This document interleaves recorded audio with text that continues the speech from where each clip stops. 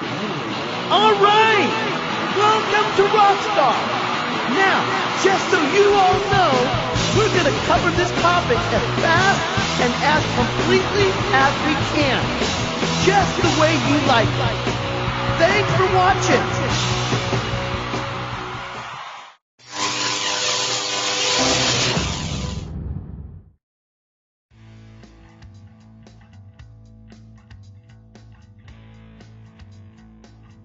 Part 1. The Columbine Massacre. It's Tuesday, April 20th, 1999. Imagine yourself heading down the stairs to the cafeteria at Columbine High School, a few miles outside of Denver, Colorado. The 11:15 bell just rang, signaling the start of the first lunch period of the day. You're laughing with your friends about some of the funny things that happened at senior prom last Saturday night.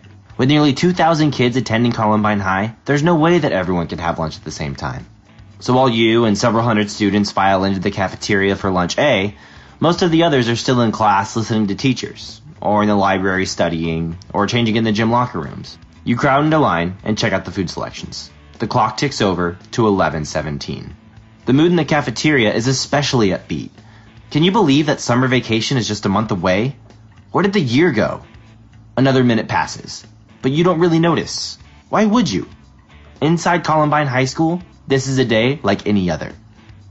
But outside, two boys did notice.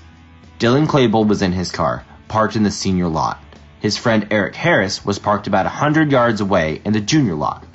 From where they sat, they had commanding views of the school, including the cafeteria and the main student entrance on the ground floor.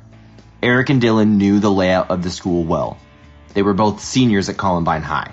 Eric and Dylan had a plan that relied heavily on precise timing. Every day at 11:10, the passing bell rang. 5 minutes to get to the next class or to the cafeteria for lunch. During those 5 minutes, each of them was supposed to carry a duffel bag into the school and plant it in the cafeteria. Hopefully, they would go unnoticed in the commotion that always filled the hallways between classes. Inside the duffel bags were large, homemade bombs. They would plant the bombs near the center of the room, beside two columns that supported the library on the floor above. Then, they would return to their cars. The bombs were set to go off at 11:17. Brooks Brown was a student at Columbine. As soon as the passing bell rang, he headed outside and spotted Eric getting out of his car with a duffel bag. Eric and he had had some trouble in the past, but had since made up and become friends. Brooks ran up to Eric to ask why he missed the philosophy test that morning, and Eric replied that it didn't matter anymore. Then he said, "Brooks, I like you now. Get out of here. Go home." Brooks left the campus. Despite the fact that they were running a few minutes late, Eric and Dylan still managed to get the bags into the school, place them as planned, and return to their cars in time. Inside the cars, each of the boys had guns. Eric had a 9mm semi-automatic rifle and a shotgun. Dylan had a shotgun as well, and a Tech 9 semi-automatic handgun. The plan was to wait for the bombs to explode, killing hundreds of kids in the cafeteria. Then, from their vantage points in the parking lots, to shoot students as they ran out of the school trying to escape. After that, they could start to advance on the school, continuing to shoot students and teachers without ever being in each other's line of fire. But the bombs didn't go off. Eric had wired them poorly, and they simply fizzled. So the boys improvised a new plan, and what had been intended as a massive school bombing turned instead into the worst high school shooting massacre this country had ever known. Eric and Dylan got out of their cars and grabbed their weapons. Along with the guns, each carried a bag filled with ammo and a variety of small explosives, including pipe bombs and Molotov cocktails. They rendezvoused at the top of the staircase on the west side of the school. This put them at the highest point on the campus, outside a second-floor entrance, but away from the main entrance where they'd been focused before. They strapped their shotguns to their bodies and took their semi-automatic weapons in hand. One of them yelled, "Go, go!" and the shooting began. Rachel Scott and Richard Castaldo were outside of the building, eating lunch in the grass nearby. Rachel was the first to die, shot by Eric 4 times. Richard received serious wounds to his arms and torso. He fell down and played dead. It worked, and he survived. A group of 3 boys was nearby when the shooting started. They spotted Eric and Dylan, but assumed that either this was a paintball game or maybe a senior prank of some sort. Instead of running for cover, they ran straight towards the shooters, hoping to get in on the fun. Danny Warbo was shot and killed. His friends Lance Kirkland and Sean Graves were both critically wounded, but lived through the attack. Eric shot at another group of kids gathered under some trees. 2 were hit and wounded, 3 got away. Inside the cafeteria, it was chaos. Coach Dave Sanders heard the commotion from the faculty lounge and ran in to see what was happening. He quickly took charge and directed the students, nearly 500 of them, to head up the wide stairway at the far side of the cafeteria to the floor above. From there, they might be able to reach the east exit and get away. Sanders stayed behind and ushered the kids up the stairs. About 100 students were still trapped on the clogged staircase when Dylan entered the room.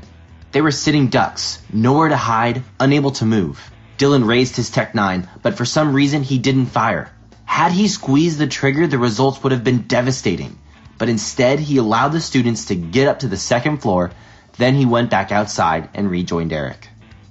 It was 11:23. Only 4 minutes had passed since the first shots were fired. Many of the students and teachers at Columbine were still completely unaware that anything serious was going on. Patty Nielsen was a part-time teacher who was on hall monitor duty up on the second floor. She heard the commotion outside and went down the hallway to the west entrance to tell whoever it was to stop what they were doing. As she started to open the door, Eric turned and saw her. He fired and missed, then fired again, injuring her and a student with shards of metal and glass. Nielsen ran to the library and shouted for everyone to take cover. There was a kid coming with a gun. She got to a phone and called 911. She assumed Eric was following right on her heels, but he wasn't. Something had distracted him. Sheriff's Deputy Neil Gardner had arrived with lights flashing and sirens blaring. He was permanently assigned as duty officer to Columbine High and had been eating lunch in his squad car in the faculty lot, well away from the action. One of the custodians radioed him that something was wrong, and a moment later, official word came across his police radio that a girl had been shot. Gardner sped to the other side of the campus. Before he could even figure out what was happening, Eric began firing at him. Dylan ran inside. Deputy Gardner returned fire and called for backup. Eric shot a few more times, then ran inside too. He and Dylan headed down the hallway to the library. It was 11:29. 52 students, 2 teachers, and 2 librarians were hiding in the library. This is where the worst of the mayhem and murder would take place. Eric and Dylan spoke taunting words to students, firing and killing them without any pattern or predictability. At one point, they noticed that more police had arrived outside. "Let's go kill some cops," Eric said. He and Dylan fired at the window. Police fired back. After a few minutes, the boys returned their deadly attention to the kids inside. At about 11:36, they left the library. 10 students had been killed, 12 injured. Shortly before noon, the news hit the TV. Quickly, reporters and local television stations descended on Columbine, and the entire country was invited to watch the tragedy play out. Reporters interviewed frightened students and broadcast what they heard, much of it wrong. There were differing reports about how many shooters there were, what they looked like, what they wore. And as the cameras rolled, showing the school, the police, the helicopters, the students, what nobody watching knew was that the massacre was already over. After leaving the library, Eric and Dylan wandered around inside the school for about 25 minutes, throwing small bombs and Molotov cocktails, shooting aimlessly, frightening, but not firing at any of the students who they saw hiding inside the classrooms. They returned to the library to find all but 2 of the survivors gone. At approximately 12:08, after firing a few final fruitless shots at police outside, Eric Harris and Dylan Klebold turned their guns on themselves and committed suicide. All in all, they murdered 12 students and 1 teacher, and directly injured 21 others.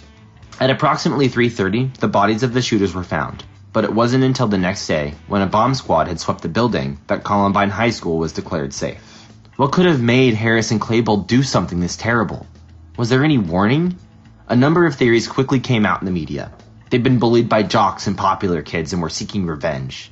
They were members of a goth gang at school. They were into violent video games. They were on drugs. They hated Christians. All the theories sounded reasonable, but none of them were adequate. From the journals and videos the shooters left behind, researchers have pieced together a picture that is more complex, and in some ways more troubling than any of those simplistic ideas. Well, all right. We hope you enjoyed that. You just did it, the first chapter of the topic. Now, just so you know, there are 4 more chapters to go in this app, and it will only take you about 45 more minutes to complete, and you are totally done. Now check this out. The app also comes with about 15 pages of analysis and summary that you can download and use any way you need to. Here's what you gotta do. You gotta click the link below and go directly to the Apple App Store and download the full app. It's fast and easy to do. everybody!